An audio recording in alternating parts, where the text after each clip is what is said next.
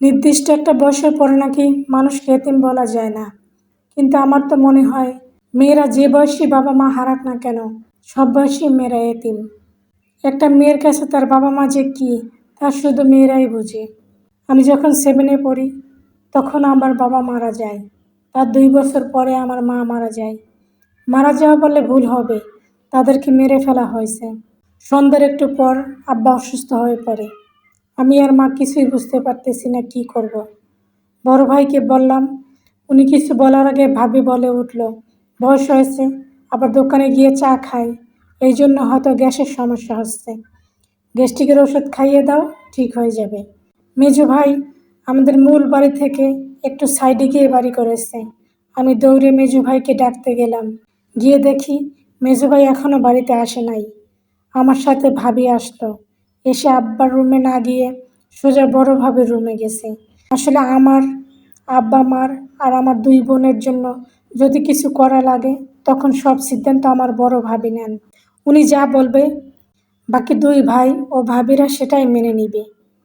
মেজো ভাবি বড় ভাবির রুম থেকে এসে বলে, গ্যাস্ট্রিকের ওষুধ খাইয়ে দাও, একটু ঘুমাক, ঠিক হয়ে যাবে।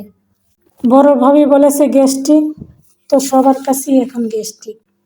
সময় পার হয়ে যাচ্ছে, আব্বার অবস্থা কোনো পরিবর্তন নেই।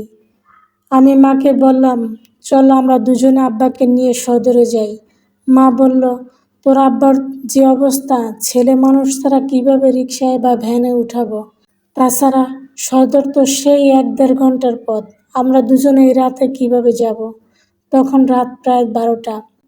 সন্ধ্যা থেকে ভাইদের এত করে বললাম আব্বাকে সদরে নিয়ে যেতে, প্রয়োজনে আপনাদের কারোরই যাওয়া লাগবে না, শুধু একটা ভ্যান ডেকে উঠিয়ে দেন।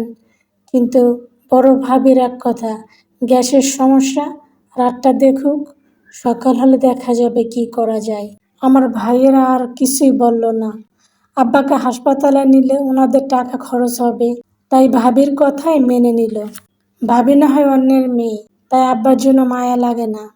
কিন্তু আমার ভাইগুলো, তারা কীভাবে পারল তাদের নিজের বাবার সাথে এমন করতে?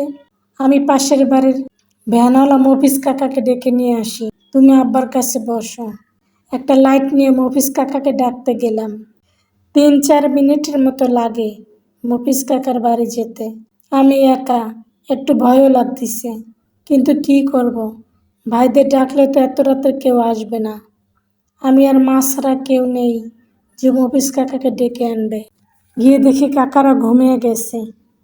অনেকক্ষণ ডাকাডাকি করে কাকাকে সাথে করে নিয়ে আসলাম। এদিকে আব্বার অবস্থা আরও খারাপ হয়ে গেছে। এসে দেখি মা কান্না করতেছে, বলে তোর বাপ মনে হয় বাঁচবে না। আমি মাকে ধমক দিয়ে বললাম, উল্টোপাল্টা কথা না বলে আব্বাকে ধরো। সাথে ভ্যানওয়ালা কাকা, আমি আব্বাকে ধরাধরি করে ভ্যানে উঠালাম। মাকে বললাম এই কাজটা যদি সন্ধ্যার দিকে করতাম তাহলে এতক্ষণ আব্বার এত কষ্ট করা লাগতো না। মা বলে, তোদের ভাইদের জন্য তো অপেক্ষা করতে করতে দেরি হয়ে গেল। ওদের সিদ্ধান্তের বাইরে গিয়ে তো কিছু করার ক্ষমতা আমার নেই। মাত্র 2000 টাকা নিয়ে রওনা হলাম। ভ্যানওয়ালা কাকা বলল, সন্ধ্যায় আমাকে বললে তো তখনই নিয়ে যেতাম। আমি ভ্যানওয়ালা কাকার কাছে পুরোটা খুলে বললাম।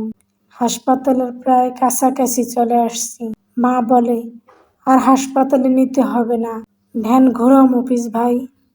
আমি মাকে থামিয়ে কাকাকে বললাম, একটু জোরে গাড়ি চালান কাকা, মার কাছে টাকা নেই তো, তাই চিন্তা করে হয়তো বা এইসব বলতেছে। আব্বাকে ডাক্তার রুমে রেখে আমি আর মা বাহিরে দাঁড়িয়ে আছি। ভিতরে অন্য কারো যাওয়ার অনুমতি নেই। একটু পর ডাক্তার এসে বলে, আপনার রোগীর কখন থেকে বুকে ব্যথা? আমি বললাম সন্ধ্যা থেকে। এবার ডাক্তার একটা ধমক দিয়ে বলল, আপনারা কি মানুষ? সন্ধ্যা থেকে একটা মানুষ ব্যথায় ছটফট করতেছে, আর আপনারা এখন নিয়ে আসছেন রাত 2টার দিকে?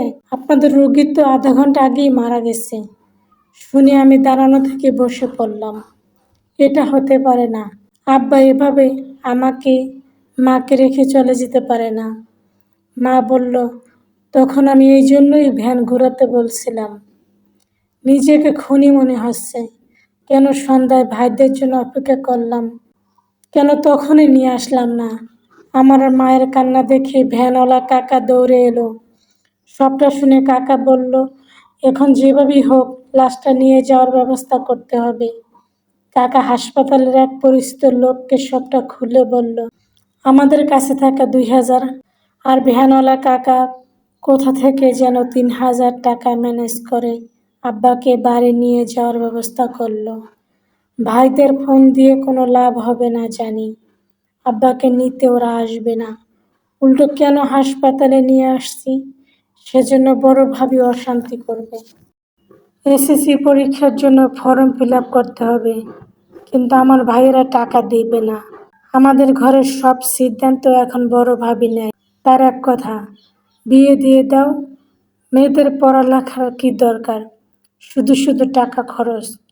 সেই তো অন্যের ঘরে গিয়ে চুলায় ঠেলবে। অনেক কষ্টে মা টাকা ম্যানেজ করে দিল।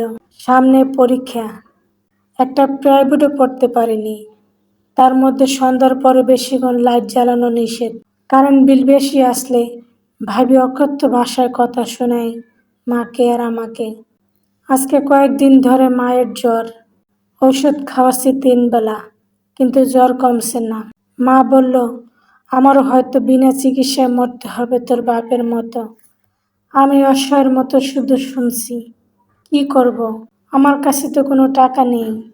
বড় ভাইয়ের চালের আড়ত, গরুর ফার্মও আছে। বাজারের সবচেয়ে বড় দোকান আমার মেজো ভাইয়ের।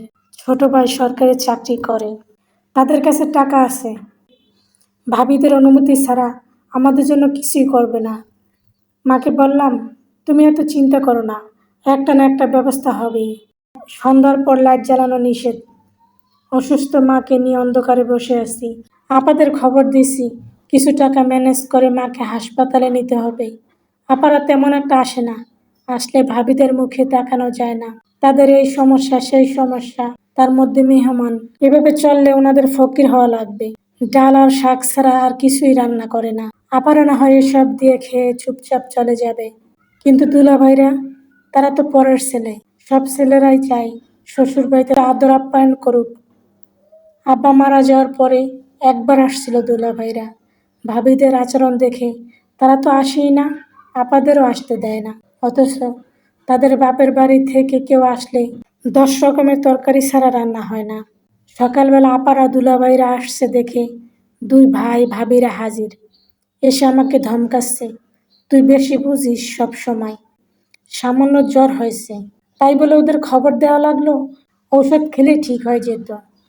মা এত অসুস্থ, তারপর বড় ভাবি মাকে দিয়ে বাড়ির সব কাজই করায়। আমি সহ্য করতে না পেরে মাকে বিছানায় শুয়ে সব কাজ এই 10-12 দিন আমি নিজেই করেছি। সামনে আমার পরীক্ষা, এদিকে মায়ের এই অবস্থা। কোথায় ডাক্তার দেখাবে তা না, তারা উল্টো আমাকে ধমকাচ্ছে। বড় ভাবির মুখ থামার নামই নেই। আমি বেশি বুঝি, অনর্গল বলেই যাইতেছে। আমি ভাইদের বললাম, আপনারা কবে কবে এত অন্ধ হয়ে গেছেন?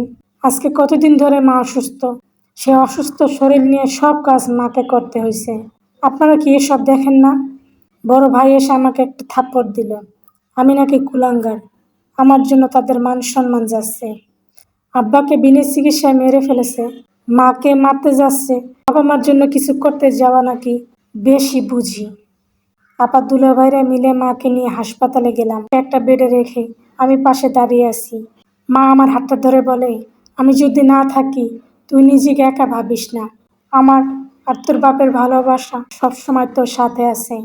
আল্লাহর উপর ভরসা রেখে চলবি, আল্লাহ তোর একটা না একটা ব্যবস্থা করবে। আমি মাকে বললাম, স্বার্থপরের মতো আমাকে ছেড়ে যাওয়ার কথা বলো না তো। তুমি ছাড়া আমার কি আছে? তোমাকে হাসপাতালে নিয়ে আসছি আজকে কয়েকদিন হয়েছে, একবারও ভাইয়েরা ভাবিরা আসলো না। তাদের বিরুদ্ধে গিয়ে হাসপাতালে ভর্তি করেছি, সেজন্য একটা ফোন পর্যন্ত করলো না। আপারা প্রতিদিন সন্ধ্যায় আসে, সারা রাত থাকে, আবার সকালে চলে যায়। ওদের তো সংসার আছে। দুলাভাইরা পরের ছেলে, তাও সব টাকা তারা দিচ্ছে। যত কষ্টই হোক লেখাপড়া করে একটা চাকরি নিয়ে মাকে সাথে করে দূরে কোথাও বাসা ভাড়া করে থাকবো। মাকে আর ভাই ভাবিদের মতো পশুদের কাছে রাখবো না। এসব ভাবতে ভাবতে কখন যে ঘুমিয়ে গেছি টের পাইনি। নার্সের চিল্লাচিল্লিতে ঘুম ভেঙে দেখি নার্স আমার মায়ের হাত ধরে বলতেছে, এ রোগী তো মারা গেছে, ওনার সাথে কেউ নেই। 5 মিনিট হয় নাই আমি মার সাথে কথা বলছি, এর মধ্যে কি থেকে কি হয়ে গেল। মাকে জড়িয়ে ধরে উঠানোর চেষ্টা করলাম, কিন্তু আমার মা আমার ডাকে সাড়া দিল না। আমার মা বাবার মৃত্যু কি শুধুই মৃত্যু ছিল, নাকি হত্যা করা হয়েছে বিনা চিকিৎসায়? কোন আদালতে গেলে এই হত্যার বিচার পাওয়া যাবে?